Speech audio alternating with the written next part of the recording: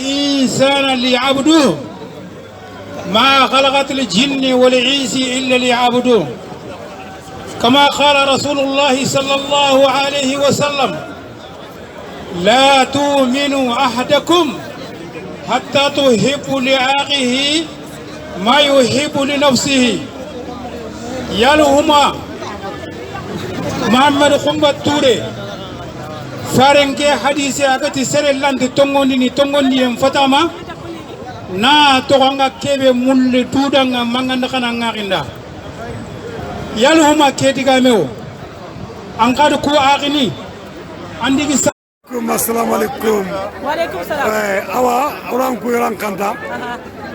anga sigire ke belen ko da ko yitu kape ani so yen sigire kenya comment sugari yere ko yigeri mo ko be ya onan tinna ke xibare xagnya kammo ndasa ba gudura sugari yere mo ko kene c'est ça oui parce que on va tourner ke belen ki wallahi c'est plus possible on va yer xor karen kam oui il est plus possible oui on va tolérer oui donc c'est le xor no xenne dang wallahi kebe ko ba gane parake diga mu ko be diga soni kara iginya essence ga hadbre mun tan ni torno oui kenya no ba wallahi donc on va kebe ko xirse ke ma xana mo gana ani rectifier oui nanti kebe ga igar ko amako ko ser wallahi wallahi o ko participer sere roy oui ha kebe ko yona xarmiya parce que tola nyano kam donc kebe no sugar be yere o afana fet ke o do pulen ko tel ga xamper ko tabe wallahi il faut kana mo gana diga mo ko rectifier oui or ke barati wallahi voilà bon merci beaucoup Awa anger kebe ko antu nyako parce que yigoge gananya soringira falle yigoge alanka baka suro kugur kebe suro kugur kebe ko pourquoi kenga ande bi nyime yana ba ma kay faranyen non c'est la chute xor no xenera ah voilà hadi bre me nyanta c'est souvent xenne tuwana sugadu wallahi aywa allah il faut de barna khatamu nan kita wallahi hanni mo gana tunati ndiga mo ko soro ko torandin tiya anan kaba nan boga har sere gama tinani rectifier wallahi parce que tora nyano kam wallahi sere sugana ti ko mengi ma retria tuwana yo bor ko arderin wallahi tuwana yo ta daga tenya donc c'est pas normal am sere da wallahi kenya dor sere wala ando ngon tongu nyako anger kebe ko nda su ko nyama parce que fi ke sunire ya fi ke sunire ori sigima nan kenya yere Arabie Saoudite ambassadeur ke est ce que kunde kime wala bana journali ku singa ambassadeur pour la kina nanti ku iri manifester ya amde bi nyana bana déjà on mo ta ogir lettre ke déposer wa ma problème oui ogir ari kite ngwacha amde bi nyana parce que maneli soni kara sere meni sefene ke fo brebe go maka oui o mo nya kono oui ordani ndiya nan tro ko to nya ro ko fe oui Allah masala ta sere ro wallahi o ga eri kan ro ko to ke ay o ga jama de ke wallahi moro o ya kulitini o kinni yor tini ba ay parce que tora an to maka donc am xam sere tro yi bi jama ko no wallahi voilà merci beaucoup Awa merci beaucoup c'est gentil merci angen minange ha dasor barali ankar mon wor ke xibare angar wori xibare wori ha ke xibare wori ku ben ngati ha wona nyake ha idu bulia ha tongo bande oui wa jori tongo ke ala bande wa tongo ke wallahi ori tongo ke ala bande oui ma sera na utambo ko nang ha utandang lo nya bani wallahi kekel ma bani oui anya sababu de bungere oui anya sababu soron dang ha khudun sokono wallahi anya sababu oui soron de dikan wallahi anya sababu soron keti isiti oui anu magu kenya sababu idi mbula soron kan wallahi ir sumbungutu oui ir khatin kutu yan to danga ken kia iti kunya ni manko anasi miside anat ken kia angana kebe ko to ambon ni dai in ki nyawtu wallahi o duna nga kare len ki kare do kay ko xasi adigan wallahi kay ko xasi adigan kan ne nyant duna kar len oui on tin harde bani me aduna kar parce que jamanu tumi duna anga fo pres sutu jahili ngolle sunati anya har frawun kiye golu be gam ni nyani sunya wala ti sir gana isu fay ke wallahi ya wori ke to wa khari ke to wa Allah to mo bangandi wallahi on do xale mbane wallahi on do duwa mbane wallahi kebe ka se fananda mam soko sereda babum soko sereda mam ko mongole de bar sereda wallahi babum ko mongole de bar wallahi ito kuda hore fonia hore fo idanya hore fo idan bok bakan suppu ouais iman gofu wallahi ndreme utana ndreme uti ouais odo man 40 metu odo fa ban 40 metu andi ki wa iro ku suppu kutu iro khatim kutu khatim kutu voilà oton taka ke aketa ouais on taka ke hotel do suppu ndo khati wallahi o suppu ndo khati ina li do batte wallahi animo on do ke o pange horonya o kal horonya anyam ma ando braje Allah ganantuba amin Allah amin amin Allah amin amin Allah amin amin amin Allah amin amin amin amin Allah way kuma kunu gare ya laran kuma kunu gare ya gare ya siti gare liki awo senia way aso senia wala ka kuira kan inshallah Aba kamine aba murtani amali murtani kandebe jeguntro aywa maris ke manene mani kay o chikenga kebe o chikeni kambana ke kolle mo siri yo ri jom do keriya yobo yo to na li ono jikeke u dama ko nyaan mo siri yo konto mo ka nyaana mo siri yo ko bana manifestation ke kendebe mo siri demande nyanta mo siri Allah kan no dema to wan ami kambana to ko nyaane ona nyabane mo siri o meri nan to na sum kuti edebe mo siri to na kuti edebe mo siri ori Allah kan no o ko mo siri Allah to fata ami ya rabbi ami kambara ken to ko nyaan kambana mo siri asoma mo siri yo salama ko nyaan mo siri yo ketto mo ta Allah ndo bangan ami bulunte nyaani maka mo siri yo gare nyaani kamunga mo siri yo wacha to mo bange mo siri alhamdulillah tige ami ngen to ko mari ngare nke to ko nyaan fen Mamadou Gundo Traoré nga bak joguntro Mauritanie mo siri tawra ka kene France bari no ko lengi ko tage mo siri alhamdulillah tige o ma yaren ka sege aha yaren ka se aywa na kajo aywa kanu wadi ki ma ngari aro dro ko taw anka wa alaikum assalam wa rahmatullah hada Traoré mo siri awo khari mele fukeya mo siri aworo o tikenya koya mo siri o tore mo siri o bogo aketa mo siri ono ko bare ko yalla mo siri ona ko esriya gumu mo siri ina kitona hali mo siri wala kiyane salamu anwari ya Traoré nu awan gina ka hawa ngina jaray gina mara Gambane président du monde o fa sikata kata imea Gambane président du monde o fa sikata Kenya e zero a mudir Gambane ona como de ma imagine kito mi o fenga o gantrinia ki araxane ke événement xore aka katñan lengi président ke maga sike o gortindi moni filegi anna kunko wada wora ñak talla alhamdulillah o xasuti gana xama mana agarte ke meñi yo button qase ñanta sere ngana for ko fonno donc anga gemme mo ma gemmeti sembe ke be way yo ki ala la ki taqwa lenki nanto naro no button qase ndebe parce que Cheikh Touré se foko agar digam ko be ko parce que soro ndinya nan kama gol nyam fo agar nya gol nyam fo ne kenga tala dingoro xere ma ko xay mara kingi no ke donc ko tundudo ke ne kama yeden ta ko sugi sagati donc ko meñia alhamdulillah lenki donc ton kon me wori o bugu ko be ma donc sima ma ke xana nek ma wa ta ko sen ko sen parce que c'est halmar me ke be an kama li be an kama tora be an kama anni ma ngi lifna wallahi Allah di jargal la gantu qeyna ke nek ma xaram dal ana jargal la gantu me ana xaram dal كان ان شاء الله راسو كل او كوتا نو سو مگر مدير دار Merci beaucoup Gaï, merci beaucoup monsieur le président. Oran Kouyalan Kanta, Oran vraiment merci. Comment tu es trop occupé? Bon merci na ki ngabo. Assalamu alaikum. Voilà, kun ya no ngi manifestation kebe touré xabar ga fa ke o fa no yare o fa harwari o fa no ya mashallah harwari ari ameni adi bode sereli ko ñan ko tan xana xa akanya fike o to kan mo be xa fike ni problème ambassade itu ni weekend o faga deber koy no yakar ha mashallah arwari andori arwari ha har bisa suru yang finir fali ka finirin quoi arwari de aw yare mashallah arwari andori voilà kiane arwari harfatan ngori voilà kiane Allah karo sabu ko mundi kiane ta usko bu kegeta o telata o guta sikimene fofo to ko sikindiri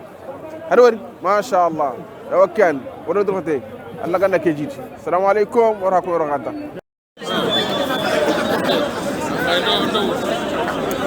no karanga da imalla yare na jo bravo Khalawari Touré assassin. Non à l'esclavage. Non à l'esclavage. Non à l'esclavage. Non à l'esclavage. Non à l'esclavage. Non à l'esclavage. Touré apologiste. Touré apologiste. Touré criminel. Touré criminel. Touré criminel. Touré criminel. Touré esclavagiste. Touré esclavagiste. Non à l'esclavage. Non. Kenka tufamili kammo kafirni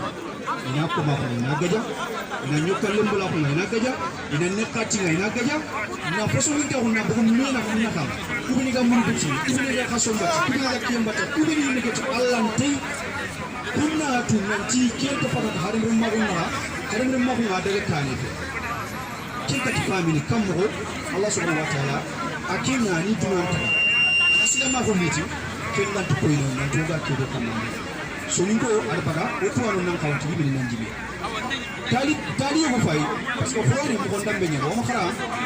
kay dira fura ko man na mare Allah subhanahu wa ta'ala hakle ke kuri wacha Allah fa sallallahu alaihi wasallam wana fa Allah subhanahu wa ta'ala abi jakiya ban nan kabulu furesha adin jabi Allah fa sallallahu alaihi wasallam abi jakiya ban nan ti afaram prenyel ba ay yalla ma gar annabi ni ma ko kebe yimi kina khay fara ko kina ada jakki kenya ba ay be ada jakki nan kuma fo ba kama ama jakki ta dambe nda fofo fare ni mere ko sene gana ni dambe ko ni ona nabi allah yusuf ka ken yusuf ay ko kenya ko ni na ko soni ko jara wato hote yoya kenya na ona to liman ganka ko filwan parce que soni ko allah liman ganka ko mun kenya na ngana kuma kundiga men ko kebe habi khor gumengi ni ak ni dubule khore ak na muguta ay ci na to munyana ma ken Allah liman ganka ko ni me kebe kuma ko liman ganka ko nyaga na ma parce que soni ko ndi kuma ko liman ganka ko ni so do to ti man ni so ko dum ko parce que man ni kuma ko kenda be yogul dan ni dina nyangi so ron na ni dina nyangi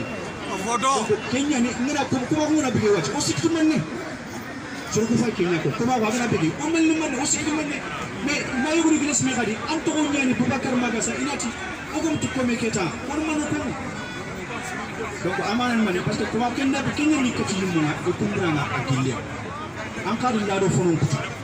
ban la da fanal man anti nya xane kinne la da fanal man anti katta anti jummi ni fene and ko so kutu ko la da ni be ni mi wogi kamma o ñu meya nya ngana nyambangi alla dalle mangana gumbu mulinkeri yille ngana kira natta la dalle mangana natta elenke gammana ko ni tono la dalle ngara ko ko supallu ko koto ko dumbra kenya Allah fare nga Allah kina kuda akuna kama timani sallallahu alaihi wasallam ati wa innaka la khulqin ati vraiment tunguntungu andini Allah imaga kawa na wallahi ko wayti wa kharamu ni kuda ikatu man ko ngel man ni ci Allah aga mu fare njammu suko aga madambe suko aga mu fomo suko aga raya suko no ka ata tege jukunga ata ya frampren ata ya sirengi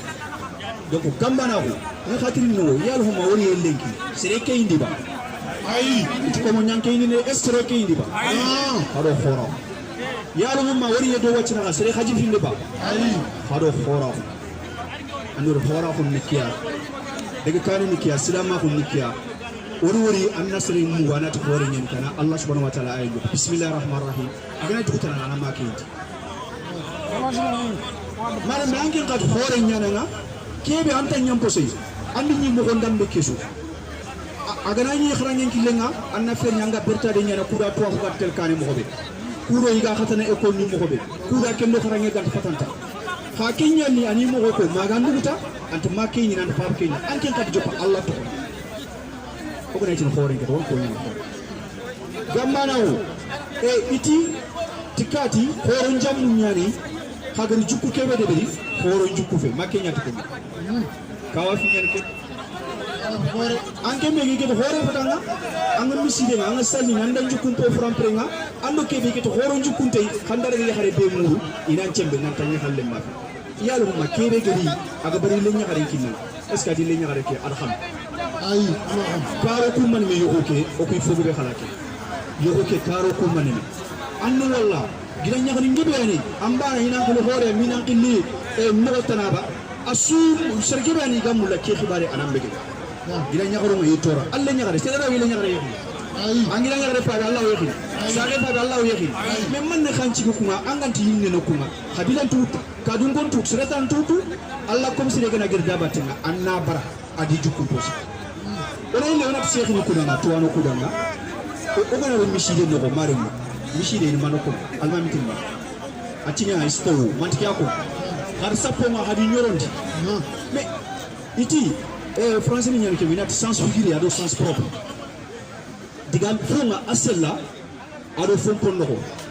minati batini ado zahir anori harmin min nan kontan na kuntu fa mais Allah jone fa ger hakkulo ko beni kino nallita nan tunci safa wonyo so sunan ko simmer ken na misale ken khay makko jogode mo Allah subhanahu wa ta'ala yiti makko jogode to waro be ni soni kan to waro yiti makka ngana fay makka kya gana buga jogode milin to nyande ita gini ken ogana makka ke fay magari bana nga yiga makko jogode ke ngana fay bana ngutu nanti meke antina ga kappe nyapo at rombeni har makka pa ga mo irima to man mam ke nyako kenya ko ora fugo ko donc comment c'est de haru murmungo ya Allah ti ke tonon almamti istaw amaka mbeke ngara ati man ati traswa mamu man ku so ko hanyoko hakeri me wofoni kalle mbagga mbak tanka tank kedo ku me wuri nyan ku ya nam sa su misire kedo ko on ko fi on ko jammo ko misire Allah o sutina Allahu akbar wacce ko men ka almamin nganti assalamu alaikum wa rahmatullahi wa barakatuh ke su wuri nyane e surtout kadi kubeni sirofini ga Arabie Saoudite bangi ni nyaman nonya annagiri annarege hijo annarege umra ando bannam paga me karanga ando miskinam paga me karanga ando ser gilulo ser depen paga me karanga anke mare man ko famini kenga makso am sokoli manga tel titwana tri kebano wosi anga giden ka manga alfa kama anya xenga hada miren menga ando ser pay me karanta ma directeur nyane keba ma président nyane keba ma député naba ante kesu Allah subhanahu wa ta'ala de kesu koya har misalun ci goyon gobon koya har mo folle se waranti ci islam ko nga ar killen ci tax ko ma hon kane jihadun palle kembe wona ileti ngade afrique ko ma ko nga kenci hante ni be gana yumulla ina mboko ma ko nga fon nan daga barantal muri nyade be aka lesil manya o surtout nanti o suñi fiya kama fi manyante nyane ko mon taga nyanye tongu ngana funga ngana nyaku ngana funya na nyaku ona me fay aw jamu baawno ku ka khadi senen ka khadi khar khare mere men nan ci meke ita hada mere men nan nyanga ne lugo man yiga ko ta dan na ak mi yigi annahu wan nasim ari chaba sallallahu alaihi wasallam aga akira sumini aga kira sumini digal lingel la aw aga tini na yiga ta simme kubeni iga fati anori kubeni iga fati de aga yiga de ke kamaro anin ne simana lenki ngana wara woni so no bugi ikani no gidi khata so ni karaga yige ni ka so anin ne simana lenki lamna lamani ki be awinga siwe fulli ya kan kam waro ya kan mure dunga aga jogi surtout mari me o hatsila min nyano ya o fay manif nyano lenki fare nyande ke woni alledra ke bu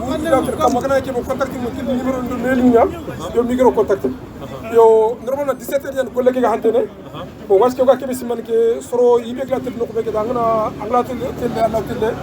wonne ke wona comme o an ke bogaro ke burkita bal ke message ana la mesere su wonante entre champene ke ko bogaro da xabara ngere touré mbana wallahi ana lo stress ka kuma ke yambana ana la ma angat no ko kati su ga ma France kati nyana mo Mauritanie kati nyana Sénégal kati nyana ma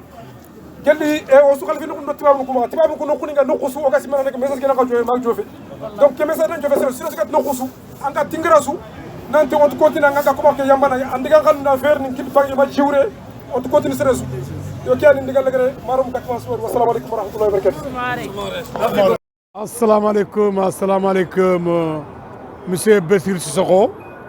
orang kunyoran kanta anga tawar gebeya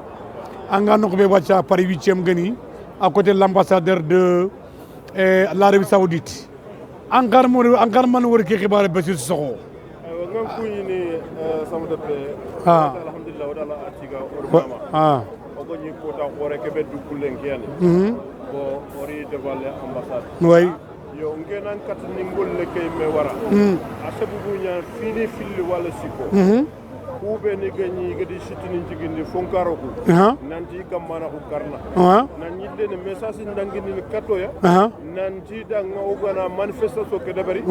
bo yo dispersane nan li o dama ke sangi yo ngedi ngolle ke pantata ke ndu wafina bo finlande manifestation ngoma bo letter no kube ni goma ha onirono ambassade ngitenya yo ati tele saudiya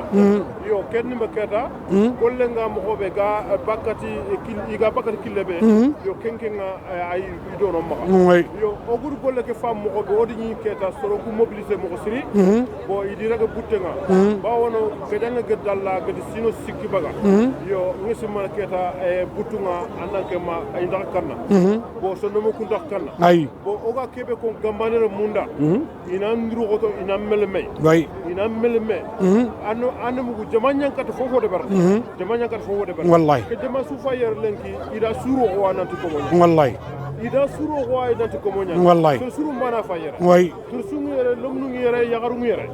anu mu ida suru o ya suru nandu ko moñan ananke ma anani kha ko mudu ka tentia way anani kha jihadu mi imira ga jihadu wallahi anani ha Allah mu koma ku sabati kam wallahi annanke ma isigiya na ku suro annanke ma sonin kara fo suru dakke kantiya sonin kara fo botin denga be wallahi afu botin denga be afu botin denga ba wono o man no katin sonin kara sa suru no yak to goda ba wono ngana lakke ngo bangana tiga funje ngana ra lakke no nga tiga buru bane ga fe anga su bulan anna su bulan ko kan tangunya ana fam way bo kenyan ci ko ga foko sonin kara da suru ku ina o waktu to rida bon ke kolle kullu wacha o matu khibare be ga sigi igade kesibdo kam ba wona keta o ko jikko ni tuwano nya way o ga kiye ke be lengo wacha o ga sikke ke be sasa o fa tuwano ngenya way asu ken qatu wallahi nanti ori keta tuwano kube no sokuntenga o ga mulina turambo ko kamma kunya fa ga sabdo kam wallahi bawon kunya faka sabdo kam wallahi o faka giro stanga sasa ko ha oy ona kuna nan don to ana to kono on te krese to kono on te lemne to kono sere suwana ngana tangoro kono na lo kono on ti angala ta Allah khalna ngo ngana tikitan lene anna tikitan lene bawon khadim reme annabi sallallahu alaihi wasallam ati angan tikitan tiren ko katta waxini nga anna tikitan lene anganti digantire ko ngota anna tikitan nene ba wona digantire na sadaka nya wa kam tamuya kebe kono khada ona meraga ona susko bu wallahi way rogoyenge sersuna magdunya ta sersuna magdunya wuto anyaku allemu ampofo anni tuinde igankata golle ke wala mogobe way bo ngersi masrenya ndiase mbata ngana kube ni haga daga do duworo ko batten way angoto hadam remme angal la jaga fofo na nyalomre way wallahi andala ñagana gen anno sadaka yige ngana dum way iganati kemba kamma debe ko ofa yere way suro kube nga ñagana matro angana gollen kine nanti na golle yala indi de beren ana fa parce que da ido sadaka ñandum ana fa kube ni gadi batte ido sadaka ñandum way anu nanti tambise xexende nanti xexamo anu ci makharu nga nokube ci xenga wala nanga kinyakina wallahi kenga no ko xanne kenga no ko goronguru ko sakan chape ko xe way wallahi igar fus kina na falleya aywa serenga tini I hora ko mononti kay yo walli mena uti na diro ngidanga ina tandanga na siga na duda kome way ori ke ngori hasutugo har waxati dangi du gocha ifare kenya de bar ande ke waro na du yambati koma ko ke koma ko ana ko nanti ker kome nyale gi kal kome koma ko nya wallahi on dalla nya ko ganyal lombure wallahi on dalla nya ko ganyal kunga ay annanke ma bawone ikumbono nya sadaka igano nya nya to fale soronya har dina koma ko no falle way har dina kuma ko falle ande ki war yo alhamdulillah wona ma diga be ko bon comme vidéo ñani aywa oy mudere zéro anguni oui bo oya su kuni ne kare kamma na cheikh ni nga la wara annanke ma usaji ni nga oya su kuni na su buyin kirsu president oya su kuni inshallah o yere lengi ma dimba be galugoda ngey meni golle ke wara asugdo que Mama Diakhaté général Impay général de guerre encore man wori ke no ay man général ke ya général de guerre antri na jinnu ki nangati jonko yo inshallah horna jinnu ki mu der ngati jonko oui bien gadi oui général de guerre toranga jambara awo o ambassade la ambassade oui wala la face à face wulanti nugu nun taxune ay parce que kia khamagari khandara nyana kundwa onar drapeau mbo awo fa ingénieur do seremo na liere ti ang drapeau bogon ya le général ou quoi wulanti nugu nun taxune wulanti nugu dagare bo yeren ambassade Arabie Saoudite oui so nin karage da koma ko kebero gudong na sinkan kulle mara hay kan fenen an kunkunga kam anani ga bak ntanyana devente development mission te development sas commune nga sar nokku te development khara nokku te development tous rorni area kurwankiye jogwankiye burowankiye pour que nanti so nin kara koma gumba o ga titre ni Kenya oy mena fay lomra kuna kempe wallahi hakla loga kuna kempe sorong université ninga yi dokotar nim passé fulende surakende wolofo asu avancé Côte d'Ivoire Sénégal Mauritanie kha sonin kara fulobu Sénégal nandagaru ma jafu nandaga falle mekhanni oga tagno ga yagburu faye angana kebe ko ande ben no Allah talla ko bakken angana kebe ko falle mekhanni Allah talla ko khay la punta kuna kempe wallahi kem balanga to koma gunta bakke anga to koma gunta bakke anga ko ande ben anta le Kenya ko bomo anta le Kenya ko jema anta le Kenya ko yelmani anta le Kenya ko procureur bureau khay anta le Kenya ko procureur bureau bakke anta le Kenya ko tambako anta le Kenya ko bansa anta le Kenya ko bese anta le Kenya ko alungu khare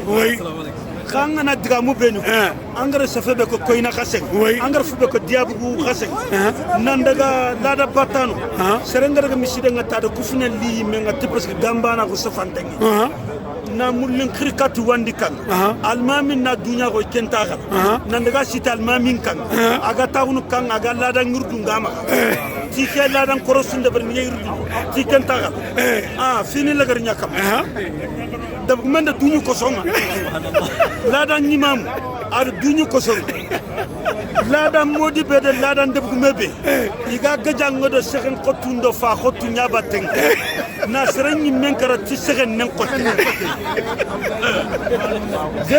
siècle développement na xempe oga kebe ko na nga sonin kara khateria kana duna fay seren taga gajanga do dorum gumba batena nan daga doren ko bi na matunda de bar pour anga ko ben chap seren sere kata do kemba kenye metuna kenye me kana ndurgoto kana gambana guraga hakitum pil gambana walli debu quoi na debu ngani développer na khranga ngana dabari na jarandun no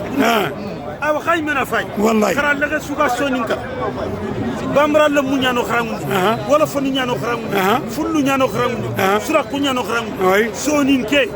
ante segen tegaredo fa segaredo ki di segare gefe soninke kakat maneda kharbane na meyi munkara garen kamatike koma guranta bakke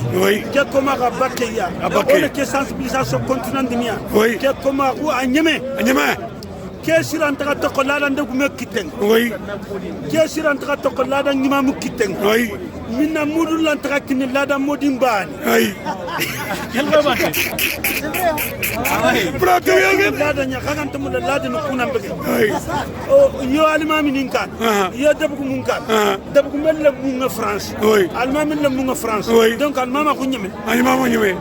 donc gambano ro mun nan to ka gawre oui nan to ko khalisu ko ben ka bertene 5 euros 6 euros 10 euros kulla garo na ka kesini kaga tel kanu ko Dakar Bamako Banjulu kaga grand pene o kam ko pipini ni اللي مراقنا خمبة دونك أنيمي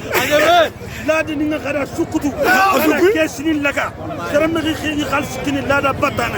أنت فوفو يدبوكي من فيبا أسونو كونونا ما لا تفعلون إذا كده كوني يادي كده يعني تبع إدبارا أودي نيما أفار بسعودي أمباسادي لكنا ويدينو سني سربي غارني فوتو تانغا بوغني أو ياندو سلام عليكم vraiment igati soni kara kebe gonaka igati soni kara solidarité kebe gonaka antununga vraiment sella nyani soronga ko ngo hafonno ko nga solidarité antununga discrimination nyanonga oria oraga discrimination que oraga dénoncer mo kebe mais je pense bien qu'il y a des personnes qui sont là qui peuvent s'exprimer bien le français donc nous sommes là pour dénoncer ce qui se passe chez nous notre village et vraiment et notre environnement et vraiment il y a des personnes qui sont là-bas et on traite tout le monde comme des esclaves parce que vraiment tu es de telle personne, tu es de telle personne. Nous sommes là pour dénoncer cet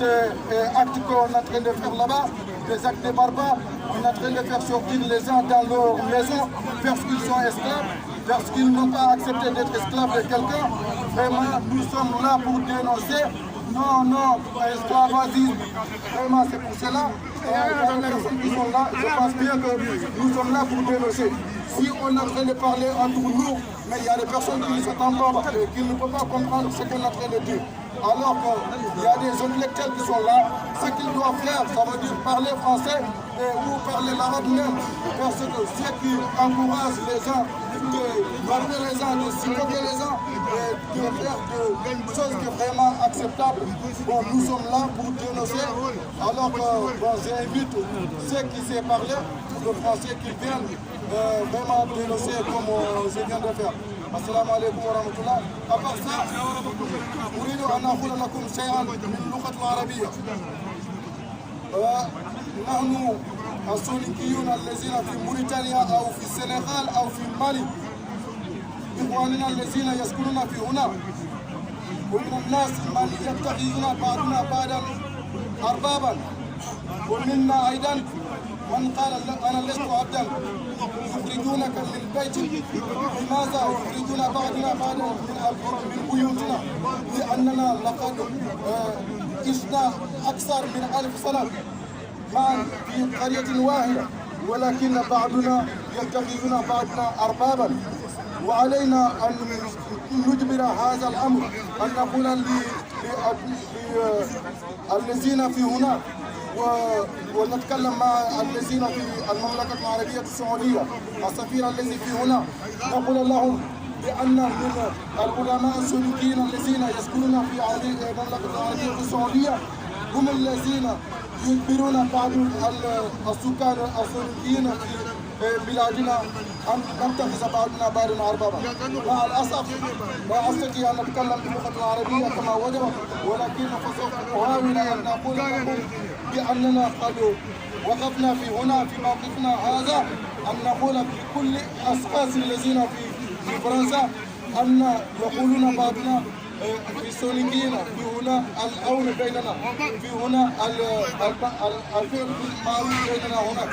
ولكن أكثرهم لا يفعلون ذلك، يفعلون ضد ذلك، لأن كلنا من آدم وآدم من تراب، ولم يفهموا ذلك حتى الآن. والجاهليين هم العمل الجاهليين الذين كانوا يفعلون في قريتنا في قبل الإسلام حتى الآن يفعلون ذلك الأعمال في سوريا. السلام الله عليكم وبركاته. عليكم السلام. نواخي كترينغا نانيا مي ديم باسري جينيفا غالادي كيغي. يوا كويني نخانتاني. السلام عليكم ورحمة الله وبركاته. نيكا نو فابا نيكا نو كيسيما نيكا وني خالين كي الله خال نبي من تاغان خالي دي الله بك لي يمبال يبغى تموتو انا تيجي تموا يبغى تيجي لو نيوتو الله من دبري الله كينيا كو اتي حاج مرمو اسم سيتو ويجد فيما يكسبك خبير ما قصوا كم خن يكير كم جل أنا خطر يان خارج أنا رفوع خلنا خطوة كيف خاك الدبرية سرنجر كل سبب جنا أنا مسوي الله مكا أسير ما قصر جلقي أبري ما قصر جلقي والله نياجنا الله كانوا جيري توه الله كنا فامي غدا أرنا سبب يغتروي ولا تروح تكورس الله كنا خير أنتم سامت ولا نانشارك جاك جلابي فلما خنّه ولا خشكوني ولا خنّه الله كنا assalamu alaikum 01 Mounir Gambane yo tasamba inati sam jakete koma imga komo be samba Dakaro donc Mounir Gambane khirse oran trindia ankar man wolke manifestation khibaren yo assalamu alaikum Mounir Gambane numéro 1 ngadi kebe wori awa ke manifestation khibarenga kere Gambane dina kaniya ar Gambane dina kane ogari turendeno ser lenki awa jamanu kutumi ma nyeru asuri me nyer lenki ogari na turendeno se aga mulle koma ko nanguro bangi ke koma ko be go bangi garen koma ko awa aga kafi awa soronga nanti koma ko kede berni donc o Gambane o mudungete lenki o mudungete ko mane antanyana ka yo koma ko onan tuite koma ko anyeme koma ko nyeme Mounir Gambane ado Gambane international koma ko nga anyeme yo kiantan awa assalamu alaikum assalamu alaikum 01 Mounir Gambane wara ka ku yara khanta khari Mounir khirse Gambane mu gar fumbe ko e nge general de kera ya sambe de pe khona yani ke agar tind khibare ke ya khirse nda su ko ra sunyama khibare ke manan ke ya toure nderusa so ke yani kenchigi ogari yere na ko toure ngar kebe ko qur'ane ya antano ko nga o metu qur'ane koma guntei kha turen qur'ane ke agar kebe ko qur'ane nga ken duramba ken tagay yo kiano ko tona ko khala nga wara ko nga khanta Mounir Gambane assalamu alaikum yo ngone ngar kebe ko ay lintrini atongu ko awa koma khu ay itay qur'ane kha yogoni khati ando qur'ane mais aga qur'ane mo ko kebe ko antey nanti serenya komi non ano qur'ane ya koma ku agan qawtele mo gobe mais kin koma ku do bange o bango koma ko na jahira ko nya donc o du tulenki nanti gare nyani wala korombo gano ko nga kube ni ko tokano ko nga o se fen tangani yayi o mare mu kube ni ko tokano ko nga ni ga tinda bakka ko khana fay ak dalla wo dalla karni bogwa khana fay khambu ke koma ku khambu ke lada ngara mun te nyani koma ko ngara mun koma ku daga Allah dan kama na ku daga Allah dan sere suko mi yara ko akama na gare nyako yo kiantan assalamu alaikum ngamu der su kunyini ngamu der Gambane su kunyini le mendo khirse awa kiani karna khair nyango danga karna Gambane kontinandi karna bana ko kebo o gado khanu yalla Allah ganna wune kinoya awa e ke dunano ko ke inshallah Allah na wune kino khaya donc assalamu alaikum Mounir Gambane wala ora ka ku ina khanta Mounir Gambane assalamu alaikum wara ka ku khair ge ga kiye ko na tangande mena kan assalamu alaikum o mare fullu ngi tanye alman ko abugo yambe muri kemma martaba ke yankandi kemma darja ke yankandi kemma tuwa ke sayini sera ngana nga kofo soro ngutine wa orgaru nya jogo toure Allah wase sur suda kita ngutu yogo wudu 15 fi ngana dal fofo gara nanke magana ko na flati da batte anni me sobe ke anyana lampi anni me sobe ke anyana nanke me wa mise donc ngakebe konta kenya o kuno sobe nya akhiri ndikum fallen khana ile do no sobe nya on to sande e ser swageti gada kana nanke ma qur'ana ke tanga tani mamme sur swageti nanke ma ando sef kite warni ando simme kite warni kenga soni ko lumma nanke man karandin bagi falle ko ni me o sikkan kanya parce que ko khursu o tallo gidi wala o ari nanke o midro se fo sukki di batya ko jogombo keta kilo to ni dorno wa sanga sere mulla nga sere dorno akara nyengente fi kebe de bara nga sabaka akara fi kebe ka ko fon karna nga sabaka bana tan sigi parce que toi ana nyani toi ana ke ma khoro xenni nga ko be ga tuli sofole ona sef qotu musibo o gana nanke ma tuna tara ko fa sef qotu musibo attention antenya lenki akanu ko be ko o du suga assalamu alaikum o suga tele hiji makka men simme kitini makka to ken ko khara ma osra men simme kitini makka parce que toi na folo ngam safandi to na fono ñuko safandi men na islam an fombi nan tampi dinya har ngina islam andro na janna ki kutabu safanta ngono donc keta kemi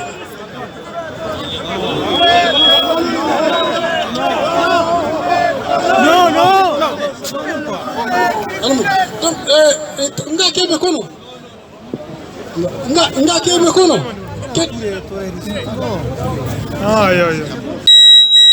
Et l'esclavage dans le milieu soninké, c'est une connivence, un complot entre la chefferie et les marabouts. Voilà, c'est une connivence entre les marabouts et la chefferie. Chacun y trouve son compte. C'est pourquoi il m'a dénoncé. Il m'a dénoncé. Donc, on a Kounini, Rassemblement malien pour la fraternité et le progrès, au Christian Dakaroa, Nyaki Kanouté. Donc, bureau exécutif Ntoronga, Nyaki Toronga, Oi Jamake su Kounini, Waka su Kounini, Waka Mamana, Waka Noirni, Waka Tigana. Donc, on a continué Kombanga. Et l'enki commencement, c'est le début du commencement. On m'a dit non. On a continué. Mamadou Touré, on a attaqué à l'autre. On a dit coup, fait du toano. Toano fait du coup, pour nous sorcier, pour nous homme d'affaires, toano fait. Toano antique, c'est fait comme nous. On a vaincu, on a trompé, c'est sous la trompée. On a trompé, on a redressé, on a bras. Dundraou. Alanti Dundre Moula. Mamadou Touré. Dundre Nyana Alanti Dundre Moula. Alanti Dundre Moula. Merci. Merci, Rassemblement malien. On va donner à Bouba Magassa pour le Sénégal.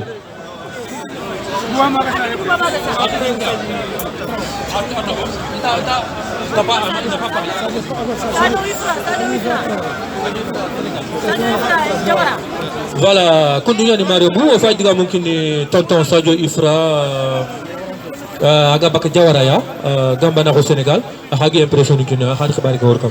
tonton Sadio Ifra. Tout d'abord, on a dit assalamu alaikum Marabou. Bane sur le présentateur Lenki. Angarite Khanne Kebe. Antani Ngri Nali Yerete Khanne Kebe. Na xamama tikke nga parce que xari gaboye maxa onini sonin kra fi bane ane lenki ser sukan kontan nga len doxay watte sonin kra lenki ki nga toxon ni komaxu ke komaxu ga bako maxa mo xombe man nen katta bako maxa o ma le fastere tan de o le fin jonno yimenia parce que do taxandu ki taxandu tammi ani ga do taxandi o yana soure oga soure o katta pakka kam mo ko mo kittu nyakini men wate ke katta jare no kundwa so nen kara horno kittu kini men xana tu gamba ne gara frontière ne mbagu jamanu naxa ada frontière ne mbagu debun naxa ada hakkilu ngari toyndi adi kinyeme ya mare mo o katta matel kane o gar fam nan to gatel kane te kebe o gama kenyaw to gar wara ankane me nyiye kebe ga nyalenki ar tuinde nanti o chembe nikiya. C'est l'union qui fait la force. L'union fait la force. Sorosunan kata ono kitunkinime. Ogono kitunkinime barasirante siki gambane kani. Fangerante gambane ragana. Montagne rante gambane ragana. Fofo sunte yaga gambane ragana. Gambane tele nokube aga mulla. Oga kebe mulle mare mon digame kena magilo. Ngega kebe mulle ono kitunya kinime. Ogono kitunkinime bano ganyena partout. Voilà qui antong. Merci beaucoup, tonton Sadio Ifra, Gabako Diawara, du Sénégal, Gambana représenté, avec des impressions de Kinoya. Voilà, combien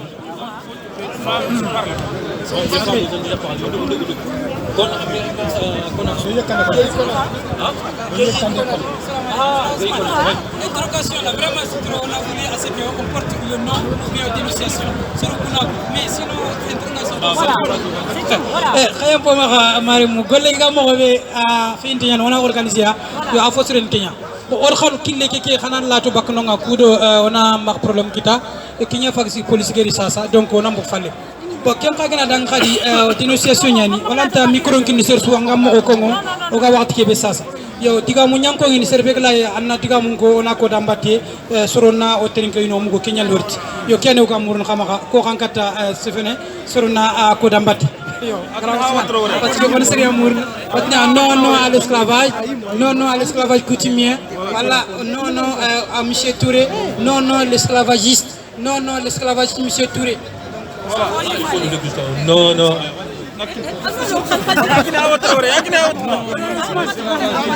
donc là il t'a répété non à l'esclavage non à l'esclavage coutumier non à Oustaz Touré non à Oustaz Touré ils veulent parler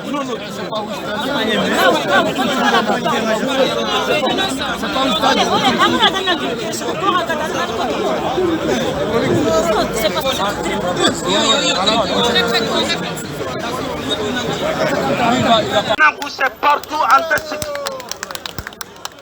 Lada batana place intamagere. Lada batana garante. Lada batana takanalla misqala jarit. Lada batana place intamagere. Awa okuna Allah bata. Ona tangunya bata. Onta donso bata aganani tigamen japona ganta japona Allah tohonga. Malin Islami jamananya. Awa okunta doma gume bata. Onta doma gume bata, onta bol gume bata. Ladanda malikara. Ladanda sonin kara. Ladanda malikara, ladanda sonin kara.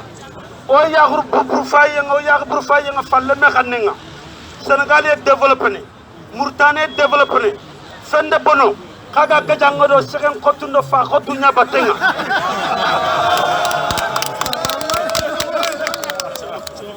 21e siècle kaga gajango do taka kutunya batenga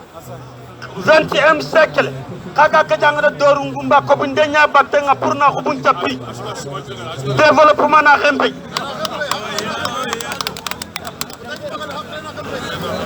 Soninkara okuna Soninkara développement